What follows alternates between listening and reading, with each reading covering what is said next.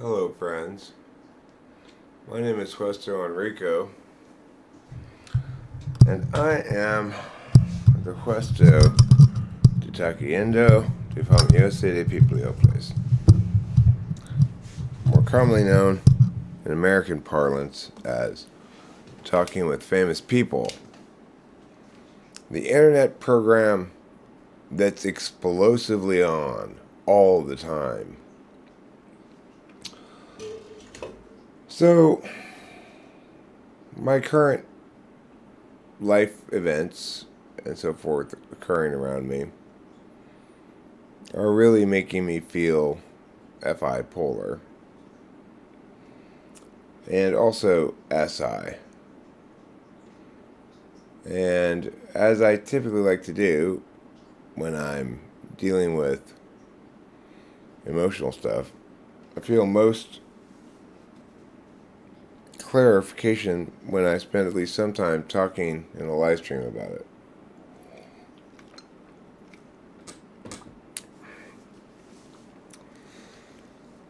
So, I guess quite a bit of stuff has happened in my personal narrative since last I spoke with anybody on YouTube last night when I was streaming.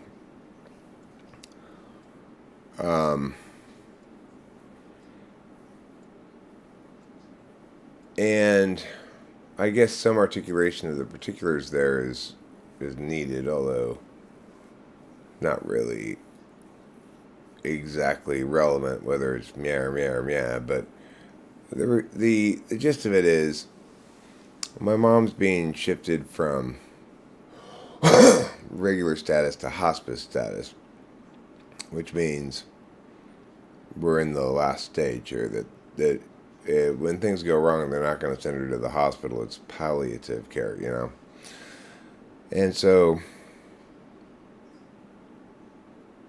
that obviously is,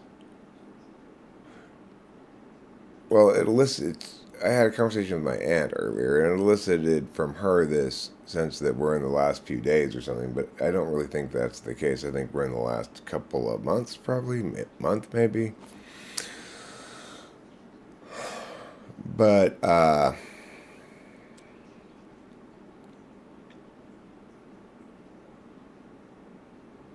aunt was stressing or talking to me about the importance of gathering with family around my mom. But uh, I guess you could say that I had a, well, it felt to me premature. Like, I get that as you're getting close to the end, you want to take the advantage of spending time together, even if she doesn't really know who you are or anything. But exactly what's the time frame on something like that? You know, I would envision it as being the last couple of days, the last few days, not the. Because my mom doesn't really engage at all, and she's not really there anymore. It's hard for me to conclude. Well, I don't have a lot of feelings associated with her passing. We've been sort of waiting for it for a long time, but I still nevertheless find the shifting of gears from mom's persisting indefinitely in a fairly plateaued state of significant decline to, okay, we're at the end. It came all at the same time with this, my dad being depressed, my dad getting sick. And then last night was pretty, well, I mean, it was unique, really. I've never seen my dad so sick before. He fell down in the living room. He couldn't get back up. He couldn't even walk unassisted to his room. And it's basically from high fever from COVID, as far as I can tell. I'm, I, I'm struggling to stay ahead of the game with him because he he he's accustomed to toughing through things, and when I say I think we should maybe take you to the doctor, no, this is no. So even last night after he'd fallen, he went back to bed. Today, in fact, he's quite a bit better, but still shaky. Um, Still has a fever. It's 101.3 instead of 102 and something, which is a substantial betterness. But I feel guilty and like dumb that I didn't push the issue when he was at his most sick. Kind of NI ignoring, I guess, or SI fourth. Well, he took some today, sort of, but it's like in his fever, he's somewhat confused, and unfortunately, I'm having trouble being both SI and I ignoring and feeling like I'm trying to catch up to quickly changing realities because I mean, I don't tell my dad what to do, okay? He tells me what to do. That's just how it's always been.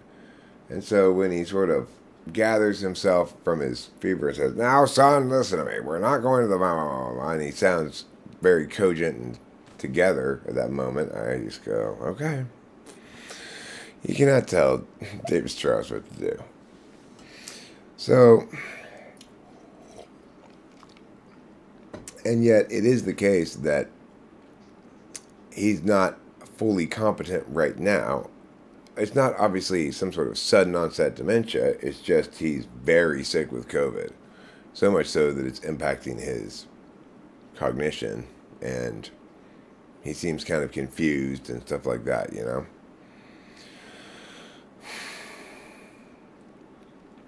So,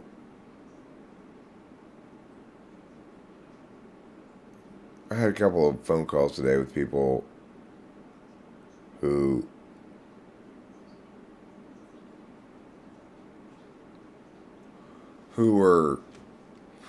whose agenda was to get me to approve hospice care for my mom, and I already was.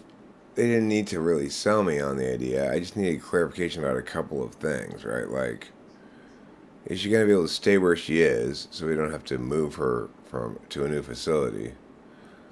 And the answer is yes. And is it going to cost us anything extra or something like that? I know my dad would want to know that. It's not. It basically, Kaiser gets to, it saves Kaiser money from what I can tell. And in fact, it's like Medicare pays it and then they pay Kaiser, and I don't know. The thing is, so many of these end-of-life health insurance kind of decisions are different entities in this multi-party healthcare system thing that we got going on, trying to either exploit profit opportunities or avoid loss incurrence. And so the challenge for me is I'm hearing from one of these parties part of a story about something, and not really thinking immediately about the other parties, like the nursing home, Kaiser, Arcadia Methodist. They're primarily thinking about their respective financials in that regard. And the thing is, that's okay with me. I get that. It's just,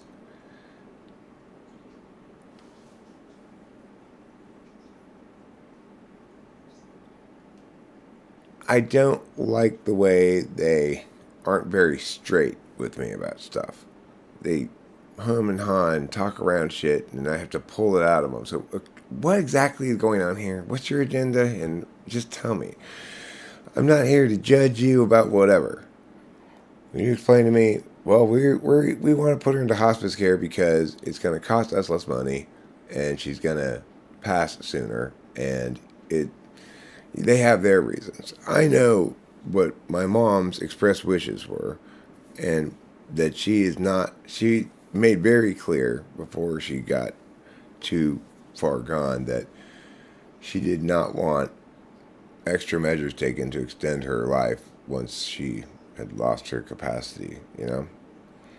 So I'm fine with the hospice thing. I get what it means. That it means we're in the final stage, the last month, maybe 2 months, you know?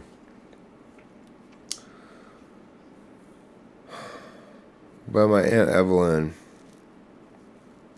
was worried about my dad because she's, I'm pretty sure, an ENFJ, maybe an INFJ, but she's definitely an intuitive. I think she's an ENFJ.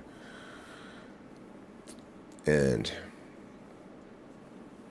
she could tell my dad was being, wasn't quite himself, was confused and so forth, and naturally was worried about him. And well, I mean, that's what we're trying to sustain for my mom. The comfort of her home for my mom is the nursing home. It's not this house anymore, and she's not coming back here to die. We're gonna go try to spend a lot of time with her there, but we, Rachel and I haven't seen her in like 2 months because we're not especially good about being reliable about seeing her, but then also because once we got COVID, we had to stay away from the nursing home, and then my mom was moved to like this isolation room, not isolation, but kind of like a quarantine room because she didn't have COVID and other people in the nursing home did. And well, anyway, I went down today and got a CVS to replace my lost vaccination card, so I should be able to visit my mom wherever she is. I wasn't able to visit her at Arcadia Methodist because I didn't have my vaccination card. But at least Delilah was able to visit her. And I guess Delilah's got a lot of other shit going on in her life that's not not fun. But she hasn't articulated to me what exactly is going on. But she sounds really heavy, laden with difficulties and troubles. But like me, takes a rather no-nonsense approach to it. So I could feel very clearly my Aunt Evelyn's kind of not getting FI polar, you know. Primarily as I go through the day, I have kind of a cheerful attitude. It's almost like finally something's happening. Um,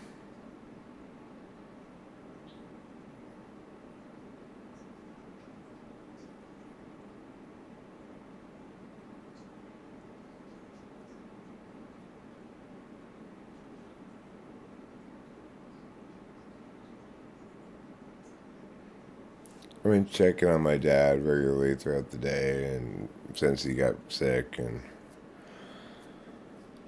I noticed when I peeked in earlier, he was reading his book in his chair, which was definitely an improvement over what he was doing yesterday, which was just like sitting there looking like he was stroking out practically. But he wasn't, and he just had this double vision problem that's now gone away. So, I'm more worried about him than I am about anything else here. The mom stuff is just the inevitable conclusion of a very, very long process that I think has allowed me to process losing my mom before she's actually gone, more or less. But the shift in relationship with my dad is very challenging for me because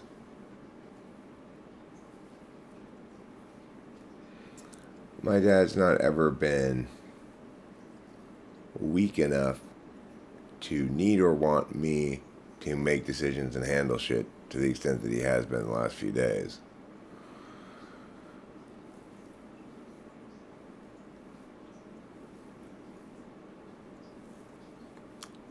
I mean, he needed to go to the hospital or the doctor or something yesterday, and unfortunately, I failed to really recognize that I should have pushed the issue and made him go. And the reason is because SI mostly,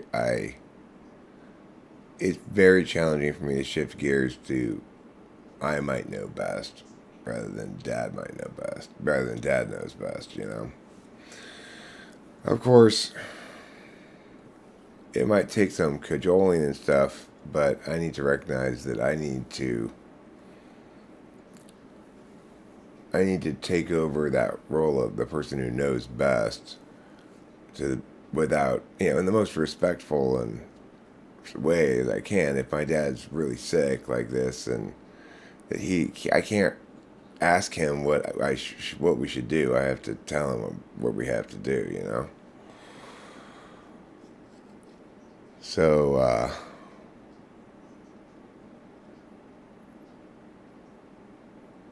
Eric, do you think since TI is about language, asking someone TI questions in a language that is not native to him is a disadvantage? No, not really. It's because when you're asking TI questions, you're asking not about things that involve really the meanings of the words, but the meanings of conditional grammars. The meaning of the word if, the meaning of the word some, the meaning of the word all, the meaning of the word no. Those are the only things that are being really factored in, and the conditional grammar of the thing. So it doesn't really matter. Same with extroverted intuition to a certain extent. Even if you're not a native English speaker, your relationship with language is different than some with a different stack. I may have some more trouble establishing for others to other satisfaction the empirics on that, but my instincts are pretty good. I regret being swayed by Erica. I think she's an ISTJ as I've reflected on it more. I feel quite confident that she's an ISTJ. But she did a pretty good job of swaying me. I'm not unswayable if you've got some good points. I don't believe it, though. And I don't know if anybody watched this typing session I published earlier, but that guy, I feel very confident I had him typewrite as ESTP. But I could see somebody potentially second guessing that and saying maybe he's ENTP or maybe he's something else.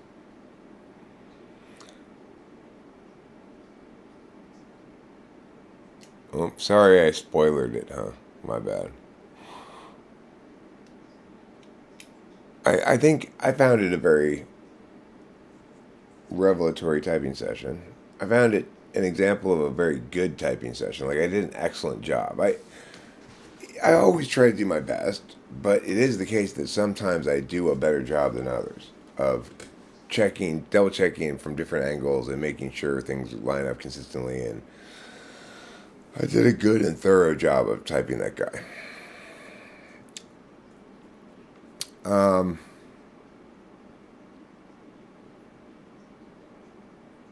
Well, I guess an area where you could say I did a poorer job of typing him would be TE, but the fact is, TE questions I ask are not going to get dramatically different questions from a demonstrative 6-slot TE person than they are from a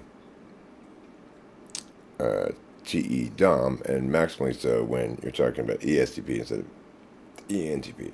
But primarily what I saw in him was consistent voicing of absolute values of the S's and the F's, which is consistent with ESTP, not ENTJ. I didn't hear anything that sounded like sixth slot extroverted intuition. I heard something that sounded like eighth slot extroverted intuition. He had equal access to his SI and NI. His SI was way too good for an ENTJ.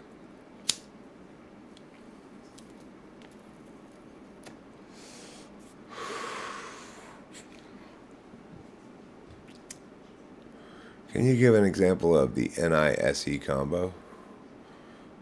Well,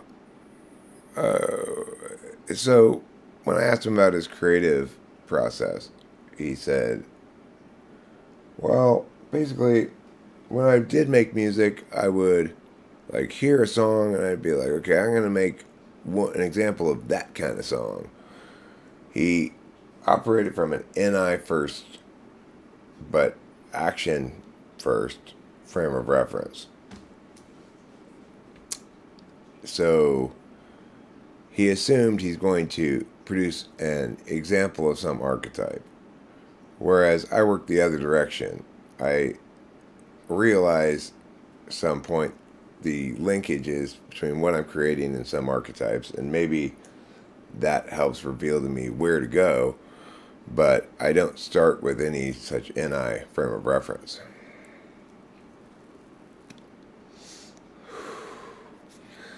He was, I mean, yeah, I think there's as strong a reason as you can possibly have to eliminate ENTJ from the possibility list, which is he definitely wasn't SI polar. He was able to give me a lot of examples, and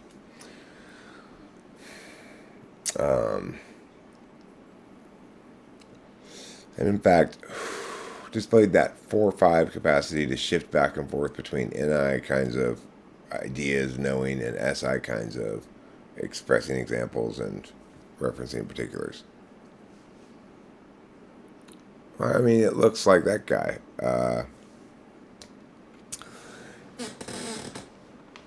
He's in that session. He felt grilled a little bit when I was asking him a bunch of questions about meow meow meow meow meow meow, because I was pushing on his extroverted intuition 8th slot. He could produce it with as much depth as he felt he needed to answer the question, but he wasn't being asked to swim in his water. He was being pressed to stay in the air as a jumping fish as long as possible.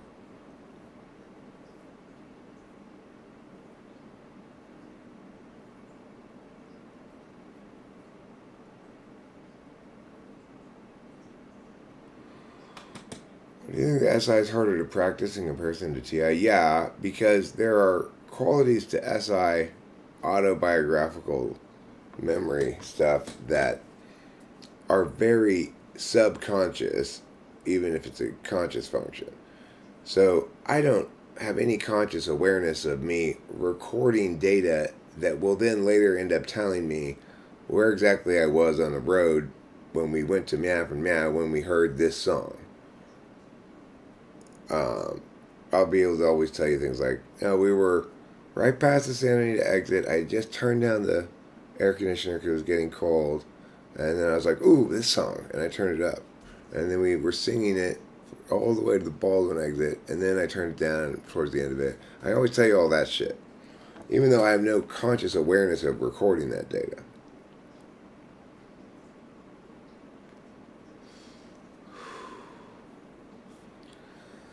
I mean, the thing about socionics intertypes is there are some intertype relationships that are always judger, perceiver. And there are some that are always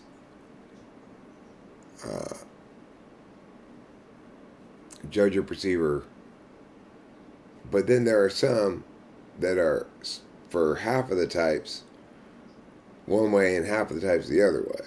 So you got a problem there. I think the intertype relationship descriptions work well when the relationship being described is always actually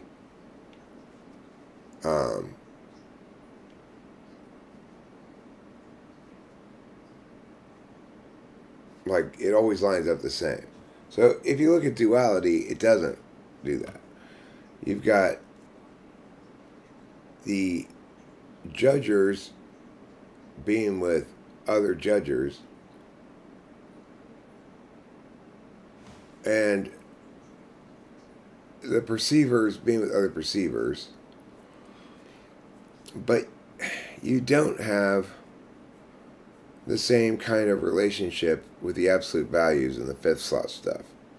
So ESFJ, INTP, they're both judging types, and they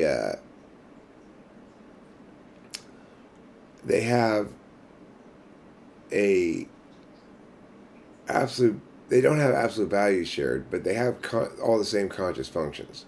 So it makes it easier for them to communicate with each other, and it makes the value conflicts less of an issue. With perceiving types, my dual being ISFJ, we're both perceivers, but there's a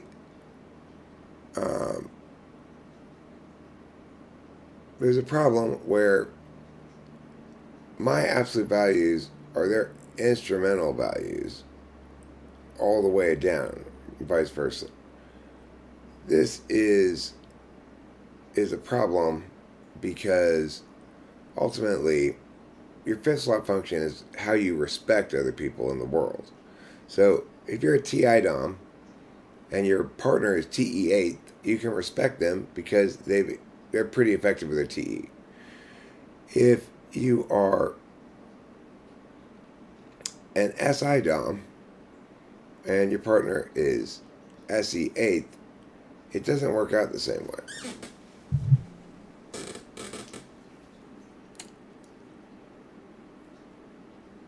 But this has been a poor explanation, and I may have made a couple of errors in explaining it too.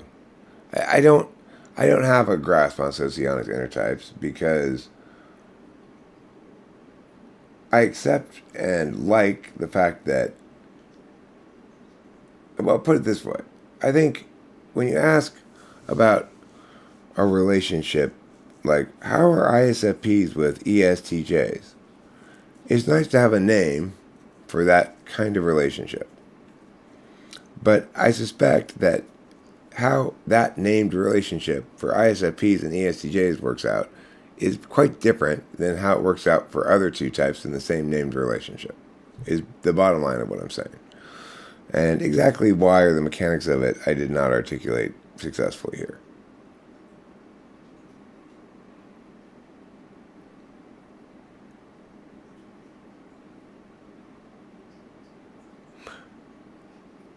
Okay, well, the thing is this, iMoxie.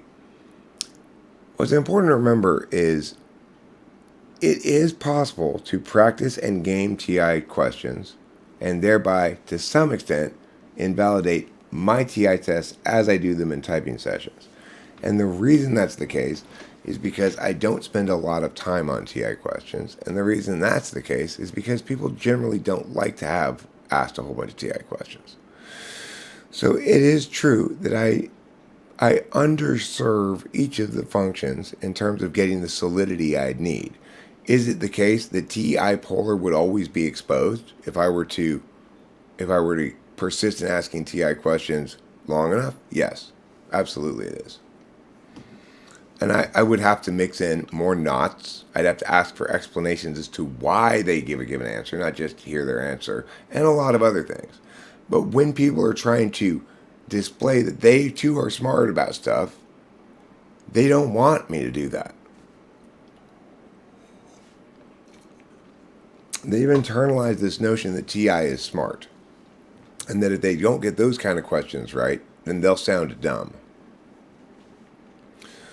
So the thing is, even if what you're saying is true, for me and my typing sessions, and it has been proved true by a couple of ESFPs who successfully fooled me. One lady in particular who didn't publish that I remember, and specifically thinking about at the moment.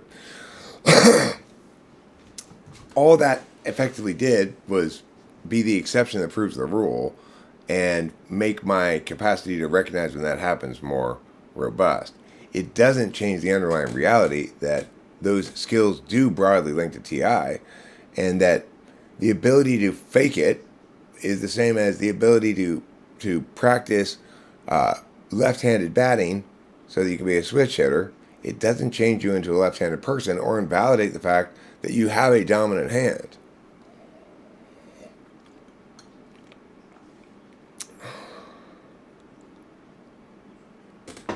So you can definitely critique my habits as a typologist as being a little bit too FE careful, maybe, and not being as, I guess, rigorous in hammering everything as I could be, but I also am trying to actually get done in about an hour. And I don't find that it does much good, right? It's like, if somebody comes in determined, no matter what, to identify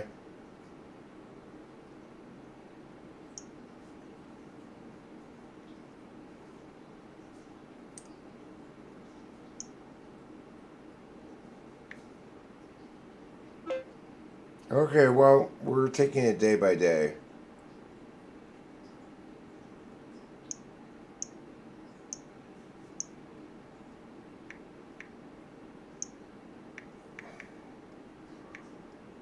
If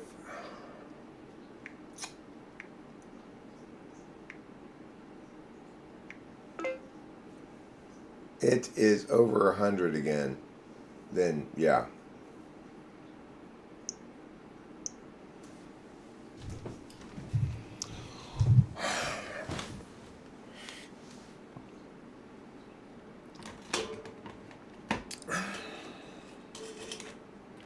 It's kind of frustrating because people who aren't TI 1-2, this is really true of any function, but it's frustrating with TI for me. They really don't get how infused into every aspect of life the attentional manner is, especially if you're talking about somebody who's not a deliberator in the 1-2 at all, and is FI. Well,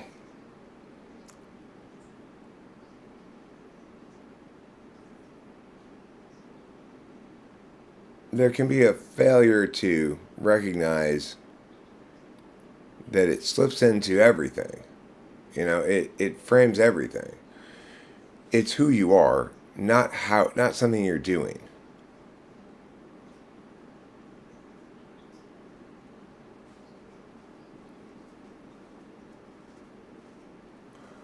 Well, you can TE the TI questions. Yes, there are there are TE ways to successfully fake getting the right answer, but with the explanations, if I were to do a thorough job, I could easily expose that every time. But, you know, I've got multiple considerations to balance. So, like, I felt very sure after just a few questions that this guy was not faking TI. I've learned a lot about what faking it looks like. And that's one of the reasons why I felt like I did a good job today is he felt grilled. He said that to Rachel. Now, that's not a good way to get clients. Hey, come come feel oppressively grilled by me. And it's not like I'm chasing clients that much, but I am FE third, and I don't like to make people feel uncomfortable. I want them to like me. It plays a factor in some of my imperfections as a typologist. I guess I'm agreeing with you that it's better for me to be more of a dick and have more legitimacy, but I don't usually take that route.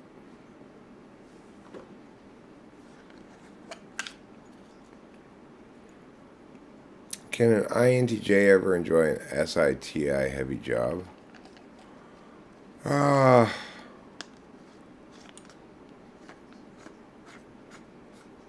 not sure. Depends what you mean by SI heavy. Like,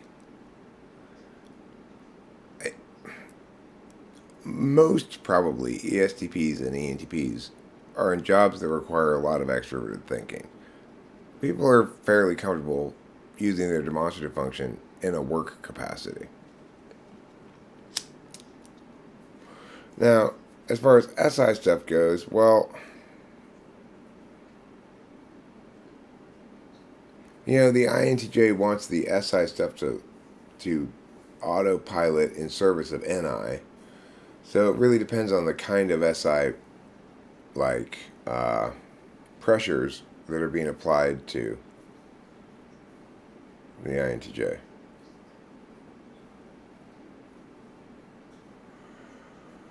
If you are good at the genealogy questions, but you suck at the logic questions, you're probably sidestepping the genealogy process by visualizing a picture of, or like a family tree or something.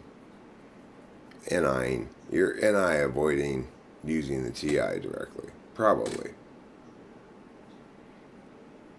It means you're probably NI front stack and TI back stack.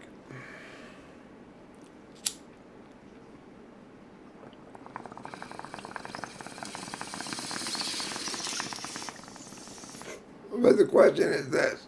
It's not so much whether you visualize them as how you visualize them.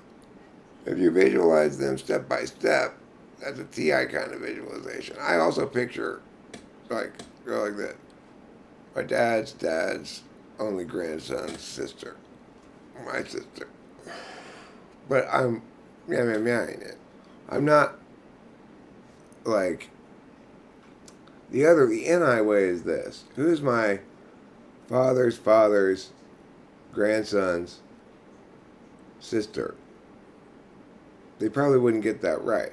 If I were to say, who's my father's father, then they look at the chart and that they're visualizing of the family tree and go, okay, father's father, okay, that's grandfather.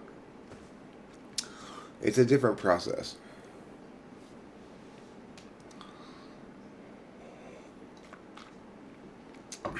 But by and large, people who are TI polar really can't do it more than a couple of things, like more like two things, like that. Two steps.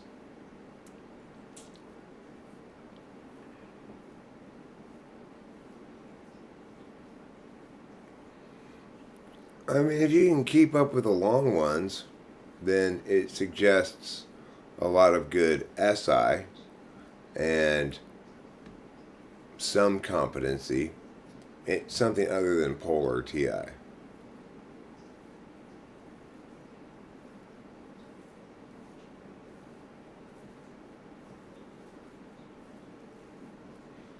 Well, SI heavy job is in a laboratory following procedures. I mean, that's SE heavy. An SI heavy job would be something that requires you to keep in your head a lot of particular details about various things and remember them, or it's a job that requires you to exert yourself a fair amount, so you have to keep track of your energy level and your physical ability to sustain, or it's a job that compels you to deal with a lot of discomfort, changing climate situations, outside, inside. sunburns, whatever.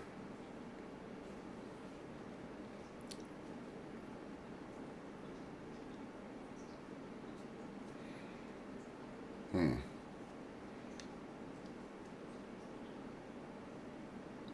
Ruinar says, when you ask me, I'm picturing the genealogy map live, and each time you say father, I see it move up one, almost like a board piece game. You say sister, and it moves to the side, etc. That's that's very TI. And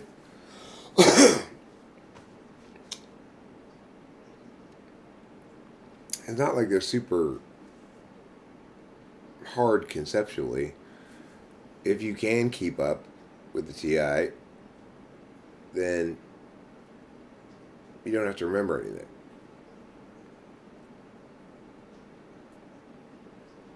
Following procedures is doing stuff. SE. It's SESI in the sense that you know what you're supposed to do in advance, and it's in your head. Like, okay, next I got to do meow, next I got to do meow. But the actual execution of those steps is SE. The fact that it's laid out for you as a sequence of steps means somebody else has done the TE.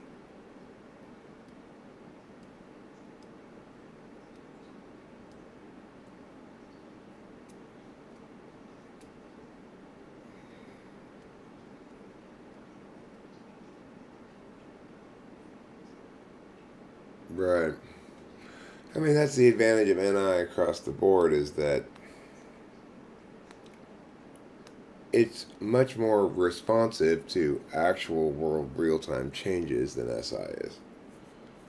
What's what's compounding the FI polar here is the SI problem that also kicks my ass with the mescaline, which is, well, look, I tried cactus 2 days ago. It sort of worked. I tried it 1 day ago. It didn't work at all. I'm getting really frustrated now. I'm going to really try hard this third time.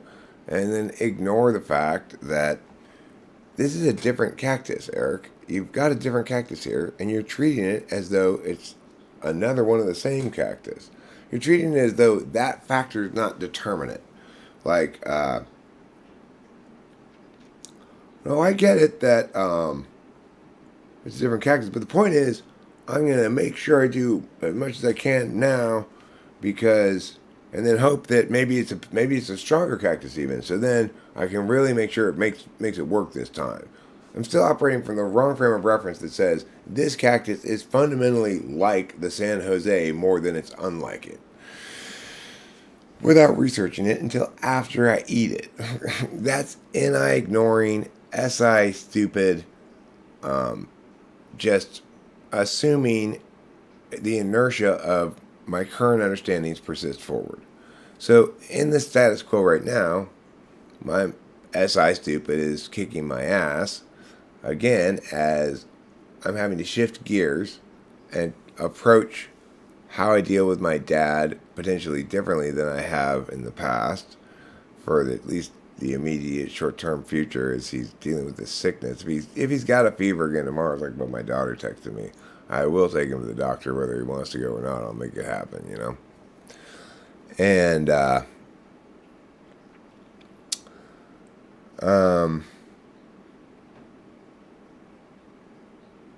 and that's an NI ignoring thing too. When I think back to yesterday and I was looking at him, yes, he was answering my questions in ways that made me go, okay, I guess that's not as bad as it looks. But I needed to trust my NI, not my SI, which is Dad knows what he's talking about and is fully competent to decide everything for himself without any input from me, To things have changed abruptly because of sudden and immediate time events. He's very sick right now. He's got a high fever. And yet, when he made an effort to sound more like, no, I'm fine, cogent and more like his dad's self, then I I knew via SI rather than NI. I recognize that now and I feel guilty about it, but I don't really blame myself because I mean that's how ENTP goes, right? It's you don't get something until you fuck it up first a little bit.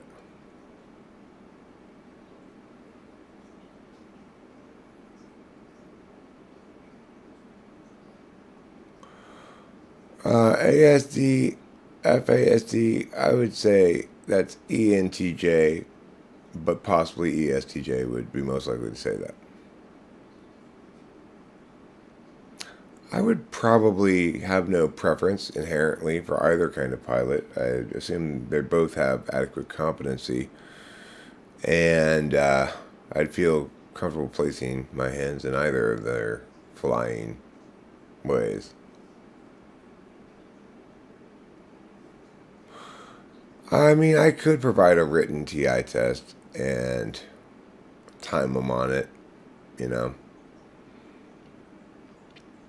That could provide me some additional data. It it also provides me less data because I don't get to hear them talking out the process at all.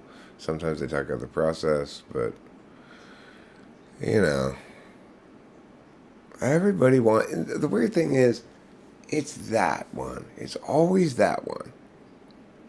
Nobody ever busts my chops about anything but the most straightforward thing of all, because everybody's got their butt hurt all up in the mix about TI questions. It's it makes me skittish about them, about asking them in general, because it's like when I tell somebody they're SI polar and they can't remember shit,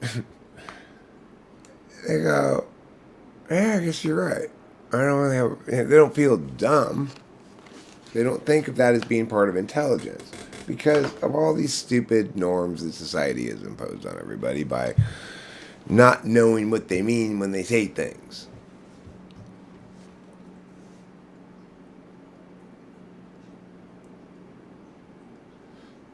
I mean, Self Help Lounge, it may be the case that I sometimes bully people, right? But what I keep trying to make clear to people who are either willfully being dumb or are so Dunning Kruger they don't recognize what's going on here. What I've tried to make clear to multiple parties, including you on multiple occasions, is when we are determining the correct map for something, there are processes that we do because it's being presented as a public map that genuinely explains things, exclusively correct of alternative maps that don't conform to its cascading down aspects. Okay, we nobody has any problem accepting these kinds of theories in the physical sciences usually, and there is a challenge for people who aren't intuitive thinkers when it comes to recognizing just how powerful and singularly correct maps can be, nor that there exists processes of rightness that one can use because it's this public matter. It needs to be the kinds of data and claims and whatever that everybody can critique equally, analyze equally, and that those arguments themselves can also be critiqued and analyzed equally so that we can evaluate objectively the statuses of things. This process is a process we do here. When people come in and attempt to either willfully attempt to derail that process, which is a purposeful and useful thing to do, not the only purposeful and useful thing in the world to do, but is nevertheless purposeful, useful, and appropriately done that way here at its home, right? When people come and try to derail that process, they think they're trying to get me to be open to alternative approaches to this problem. They are not. They are trying to impose a lack of singular approach upon every problem. Some things do require a single good process of parsing to the exclusion of other things, because such things are intellectual matters that are purporting to be exclusively correct and therefore need to meet robust standards of intellectual critique. That's what's happening around here. Is people come in, they want to play philosopher too, but they don't know what they're doing. And they don't even really get that, no, we're not just playing word games here. We're actually mapping the nature of human existence. Human existence. We're mapping human existence. It's like the number one core realization everybody should take away from cognitive functions before anything else maybe is that the currency or the meat, the stuff of being is attention, and it's measured in units of time.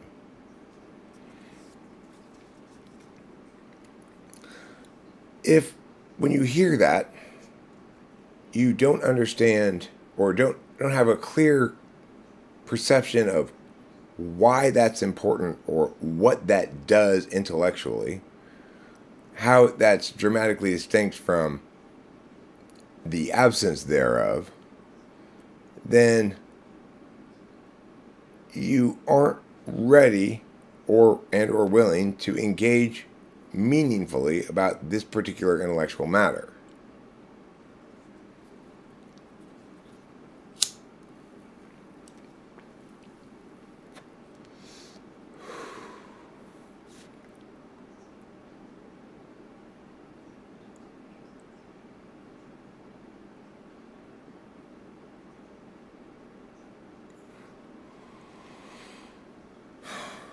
I mean, most of the time when people provide any sort of excuse for their TI inadequacies, it's because they're trying to test better than their TI actually is. Everybody wants to succeed at tests that so clearly link to good, bad, like tests that they're familiar with from school, those kind of reasoning questions they might have had in some kinds of math classes or whatever.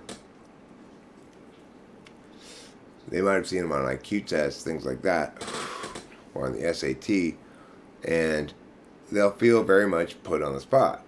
I mean, youth prison camp does this to us all, right? It trains us to expect to be tested on shit.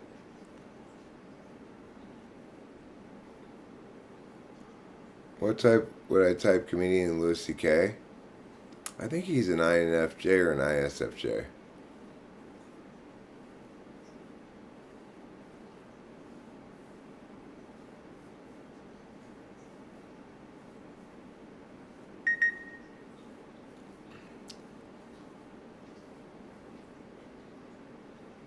Well, it's not just thinking. That's important to note here, self-help lounge. The great thing about using TI TI and NE especially to articulate out a correct map with NI correctness as well of human attention means it's inclusive of the other kind of decision-making function, which deals with the high-resolution data of emotional authenticity and is not appropriately used for the low resolution considerations of the abstract mapping parts. But see, so in other words, FI can't map itself, but TI can't feel anything. Okay? So the point is, some people, like me, are experiencing heartblindness. Even though my mother is entering hospice stage, my dad is scarily sick, I'm here arguing with you about cognitive functions and not feeling those things at all, not existing in my emotional space. And it's not because there's something wrong with me. It's because I use my operational value, introverted thinking, as a way of parsing matters even when it's inappropriate, right? It's inappropriate for me to parse my feelings out with logical explanations about why this shouldn't be sad or this should be sad or things like that. It's silly. And it's to my detriment that I do it, but unavoidable. The difference between what I'm doing in that context and what you and others are doing in trying to infuse arbitrary but important and authentic decision making approaches onto a public matter and expect those words to have play on that field. The problem is when you're dealing with public matters, it hurts everybody. It destroys the ability of those of us who can successfully do that mapping work to do it well by making me have extended conversations with just endless shifting ground like happened yesterday, right? It was appalling to anybody who expects people to not litter on the external metaphysical field. From my perspective, what that guy was doing yesterday was just strewing trash all over the wilderness. It's the equivalent of if I went hiking and just trashed up the wilderness and he's hiking behind me going, what the fuck is up with this guy? He's destroying this place, right? He's leaving trash everywhere. That's what that guy was doing yesterday. He was making trash and then walking away from it over and over and over again. That's not good for the wilderness of the metaphysical ecosystem in the same way that leaving trash in the wilderness of the physical ecosystem is not good for that ecosystem.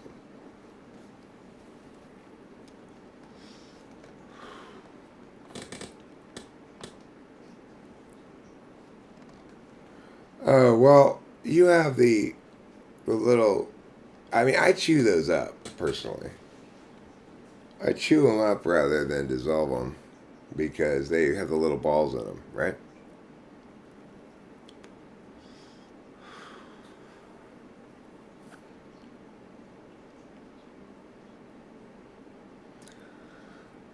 Sure, I think it's possible for people to have both decision-making processes playing a somewhat conscious role in the same person.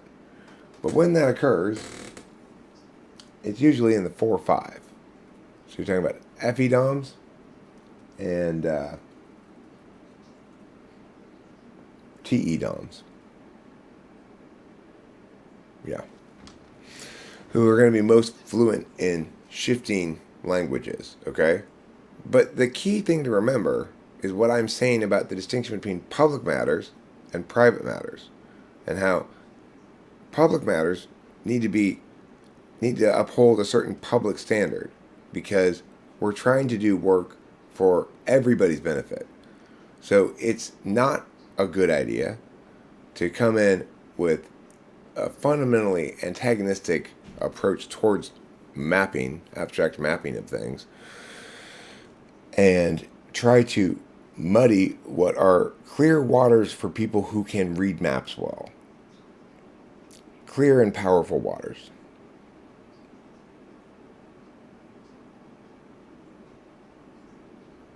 Ritalин's horrible.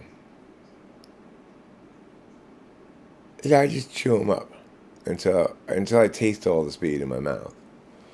It tastes terrible.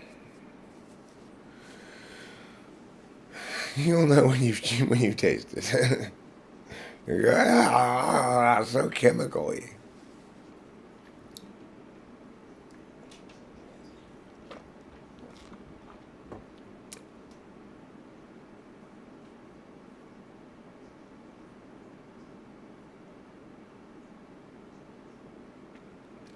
No, they're not, actually. Because your intentions don't stay with the public work. So what's accessible to all parties is what's public or objective data. And your intentions are not accessible to any parties. Now, your intentions may be significant as to whether you communicate well or poorly. But they are not significant to whether, on a public adjudication framework, you have in fact communicated well or poorly.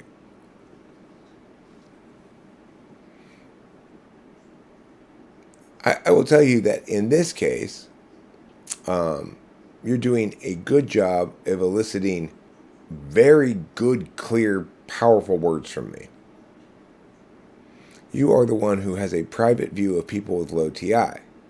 I don't have a private view of them in the sense that in other words, what I feel about them is in fact a private matter if I choose to make it private.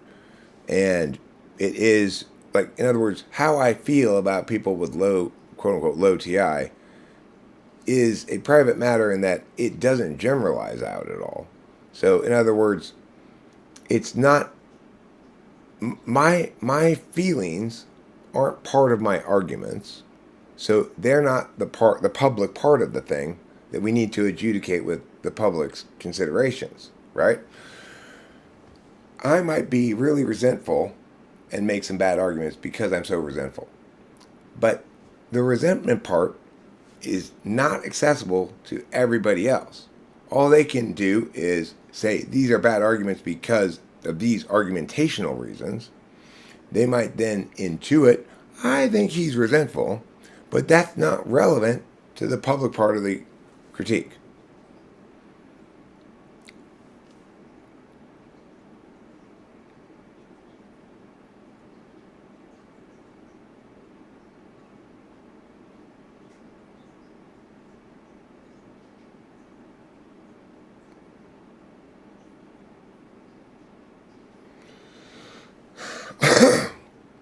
It just has its usage arc, you know. It's like you have to you will lose rest and sleep, and you will need to catch it up.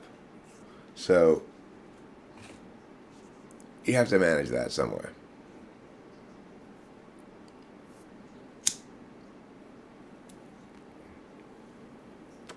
Look, Self Help Lounge.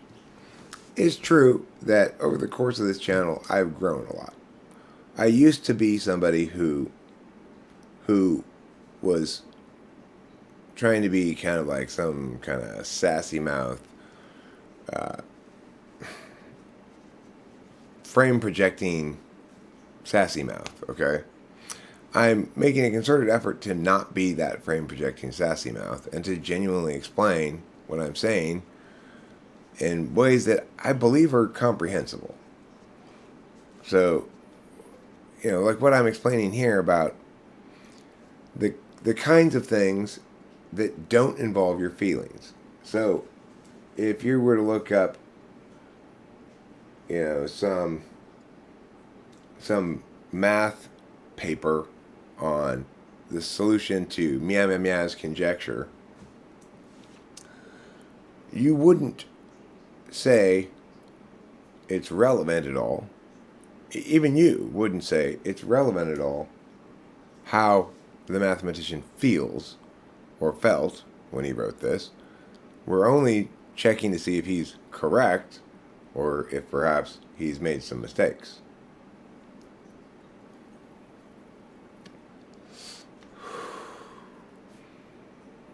How much caffeine do I consume on average a day?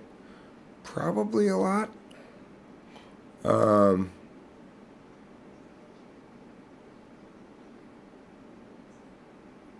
No, it doesn't make me more productive. I don't really feel anything from it.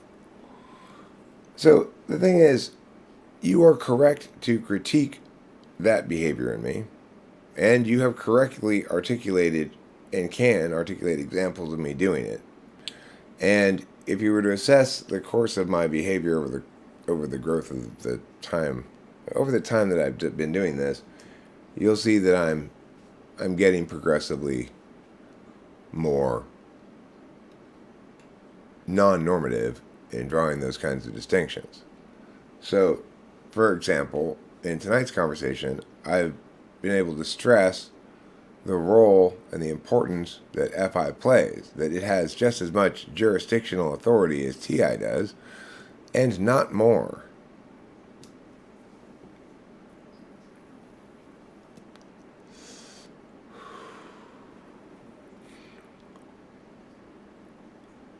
No, I don't smell coffee when I urinate. Unless I'm urinating by a fresh pot of coffee. Then I do.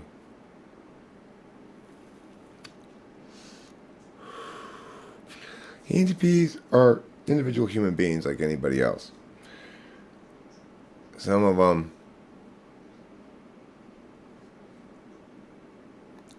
to some extent, each of them has, from a third party's perspective, great potential. And some of them fulfill more with that potential, some of them fulfill less. And it's from that third party's perspective, we also see there's an implicit acceptance of some internalized norms that say being able to extrovert impressive things is more important than the comparably strong skill sets I possess. It's kind of a rejection of the self that follows from youth prison camp, where school trains everybody that these certain kinds of attention are important and these other kinds are dumb. I'm not entirely immune to it either, and also I grew up in a household that was very T valuing. So, the point is,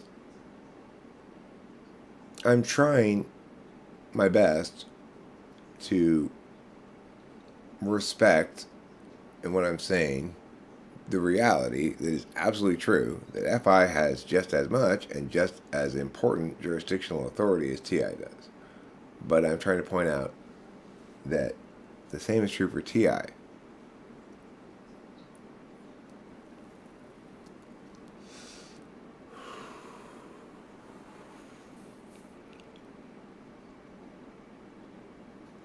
Yeah, that's what youth prison camp tries to teach you, is to pretend how to be someone you're not. Well, I'm real everywhere all the time. Almost all the time. Not all the time, but my problem is I'm too real. Like, I make FE mistakes because I'm just I've got a fair amount of Tiffany in me. I'm just kind of blithely bullying my way through the world in ways that probably I need to be more mindful of how they manifest. And, I'm like everybody else, I have the capacity to run more optimally or less. Not necessarily like everybody else. I feel as though, at least since I quit drinking and began this YouTube channel, I've been maturing into a better person. I've been maturing intellectually, maturing artistically, and maturing morally. So I feel pretty pleased with where I am now in terms of at least these sort of formal narratives. Now, I can be guilty of making some sassy pants style jokes in some live streams and stuff. But in the official narrative here regarding functions, the core engine of the idea is that everybody has equivalently spectacular strengths and equivalently spectacular blind spots. So it's just societally we tend to highlight and celebrate some of those things way out of proportion to other of those things for reasons that I don't even know why.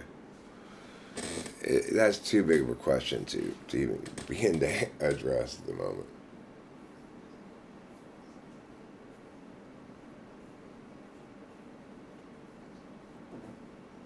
I have remembered since you first said it about the idea of getting a tiny guitar prop. In fact, I considered buying this little pipe I saw at the Whippet store that's shaped like a guitar. It's not, I could just use it as a guitar prop, but it seems a little bit big for her, and probably I'm not going to get her hold it very much because it's probably too heavy. I might have to make my own guitar for her out of just cut up a piece of cardboard or paper towel roll. I should look into it. I should look into it.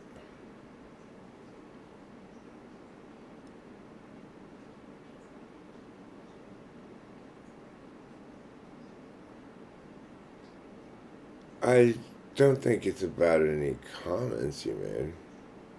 It was just me reflecting more on the session and realizing I let what I wanted for F reasons kind of double down on my ignoring an eye on some things.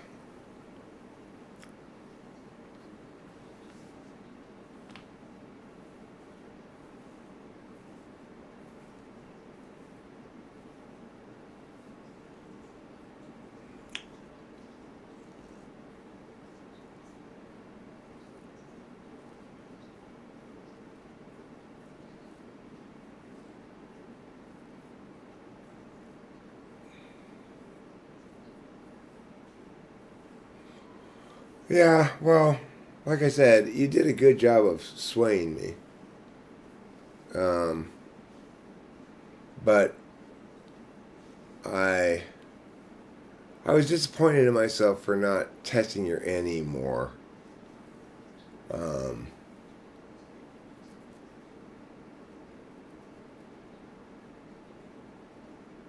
but you know, there are qualities that occur when you test something directly, and there are the qualities that I observe as being threaded through my experience of a person.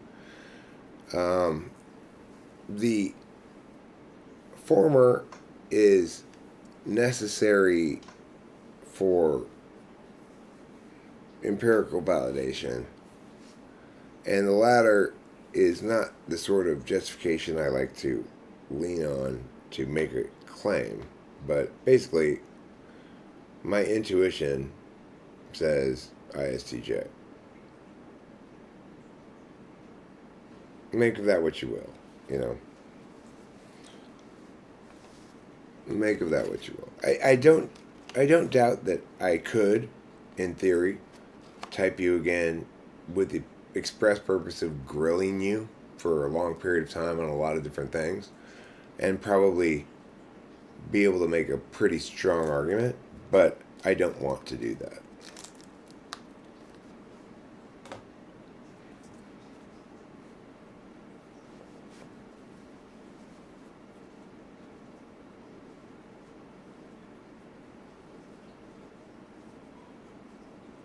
Heavy polar people are not creepy weirdos. It's ridiculous. The only people who think there's something wrong with heavy polar people are usually FE DOMs, maybe ESFJs. My ex-wife would say that about people who I now retrospectively think of as being probably FE polar. What's wrong with this person? But you know, everybody gets that about something. And that's the other beautiful thing about cognitive functions is because it recognizes attention as inherently possessing opportunity cost, that to pay attention in one way is to not pay attention in some other way, and recognizes that there are a finite number of hours in the day, and that it's not the case that people put in an hour of TE, an hour of FE. It doesn't. No, it doesn't work like that.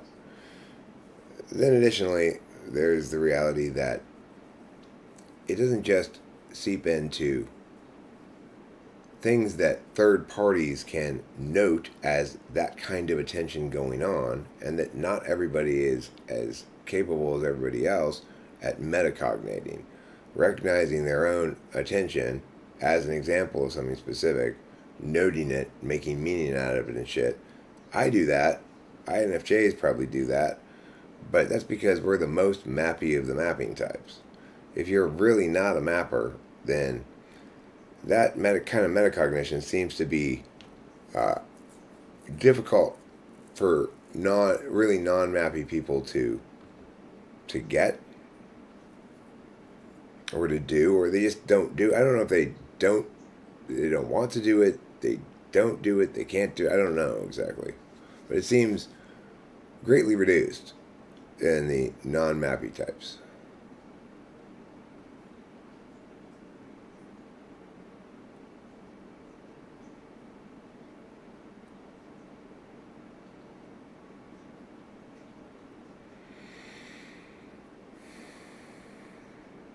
Hey Eric, I'm the flaky dude who's been playing email tag with you over the last months about my typing session and was wondering if you'd be up for doing it tonight after you finish turning. No, I mean ENFJs and INTPs are the other two, right? But I'm saying that if you're going to talk about the types that are most likely to most need an externally articulated map to understand themselves, well, I guess you could put ENFJ in just as much probably, but INTPs I think is less so because of 8th slot, autopilot FI, double deliberation. Their knowledge function SI 3rd slot is balanced against the TI, so their NI 6th, even though it's countervalued, is more comfortably fit into their process. So I suspect they need a map to understand themselves a little bit less than the other three meta-analysts do. When I'm saying that, I'm trying to articulate specifically that some types can't understand themselves without going through abstraction.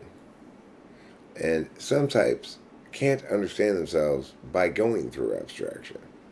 It's those latter types, when they come in here and attack abstraction as a way of understanding, that I think damage is done to the important work of public discourse.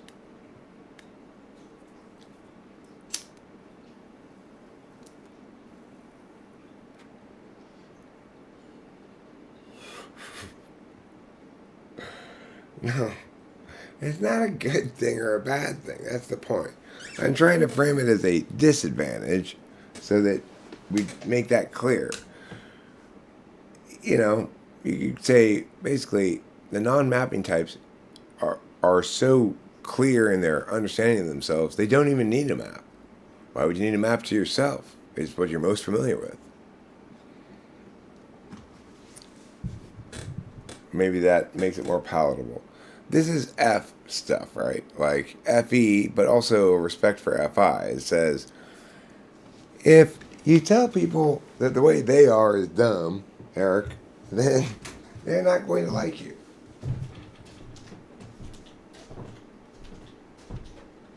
Hey, buddy. Hey, friend, pal. How's my big old stupid idiot friend doing? Well, they're not going to be your friend very long if you talk to them like that, Eric.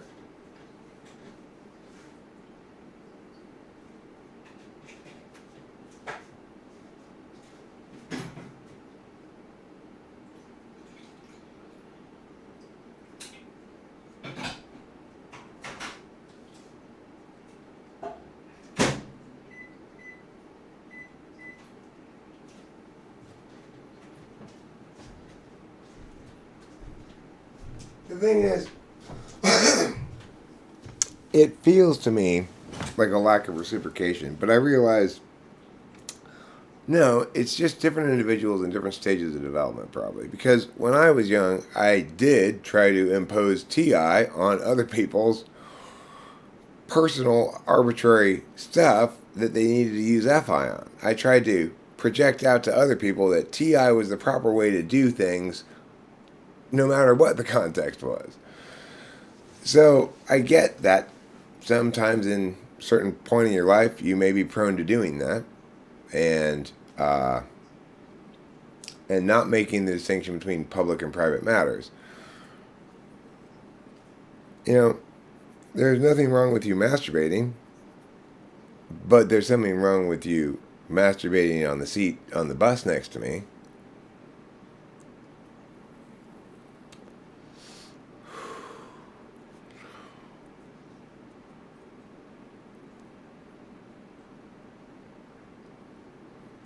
Has anyone ever seen that light cycle scene in the movie Tron? What about mapping past, present, and future against another map, or does that make any sense to anyone? I have seen that light cycle scene. As far as past, present, future, um, the thing is, what we're mapping.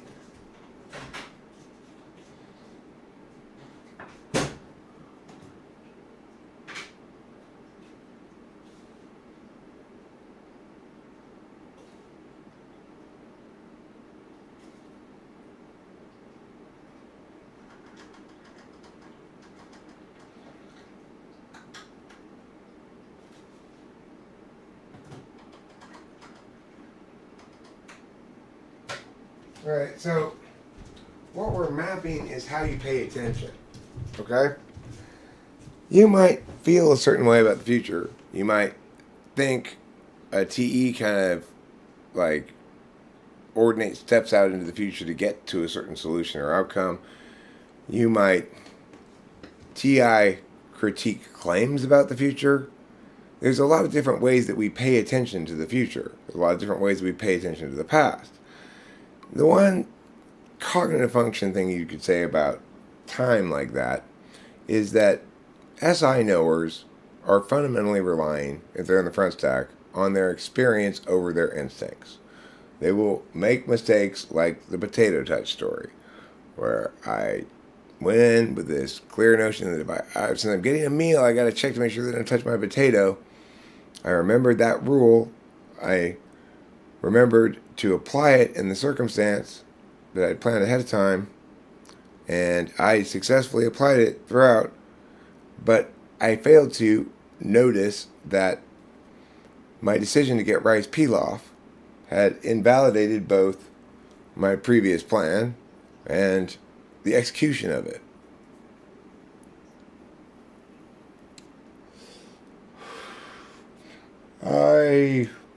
The original Blade Runner with Harrison Ford back in the day was quite a good movie. Really good film. Which type is likely to drive a whole road trip wearing a diaper? Doing bathrooms there and just dealing with them when they arrive at their destination?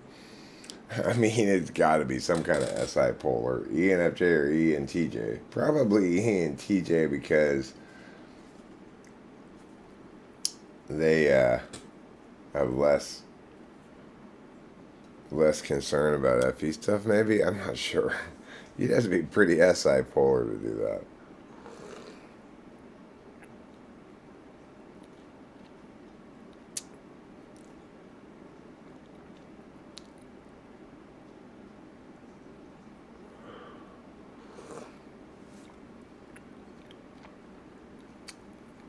I don't brush my teeth very often.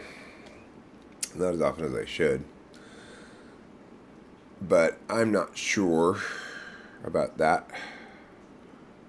Those things are probably determined more by particularist stuff than, or at least it's a substantial consideration as much as type, probably. But it's the sort of thing you could directly study easily enough if you could get a population of people whose types had been genuinely correctly determined.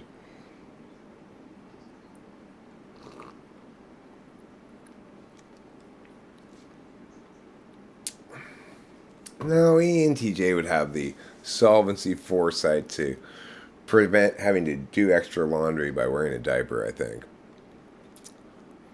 The thing is, I can see myself driving a long distance with empty bottles to pee into, but not pooping. No, and not in a diaper. That's just ridiculous. I can see myself gathering together a few bottles of pee, but I mean, I have to stop and rest. I have to stretch my legs. My SI gets really fussy after I've been sitting in the car for a long time.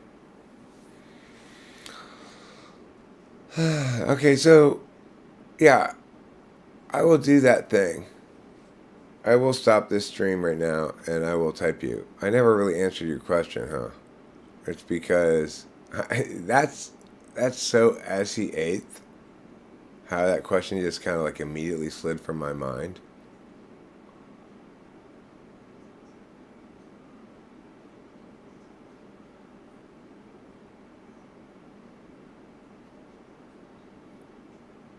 Who is that person's name again?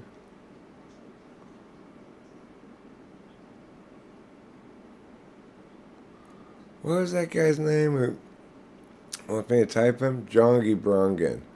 Okay, Jongi Brongan. I'll look for your email address in my email. Shoot me an email real quick so I can find it easy, and then I will invite you to a calendar thing, okay? If you're still here, you're still listening, you still want to do that, then we'll do that right now. Thanks for watching every word of my magical magic. Thanks for looking at every turd from my magical bag of shit. And you and I will play together from now till the end of time. Until then, goodbye, my friends. I'll see you tomorrow night.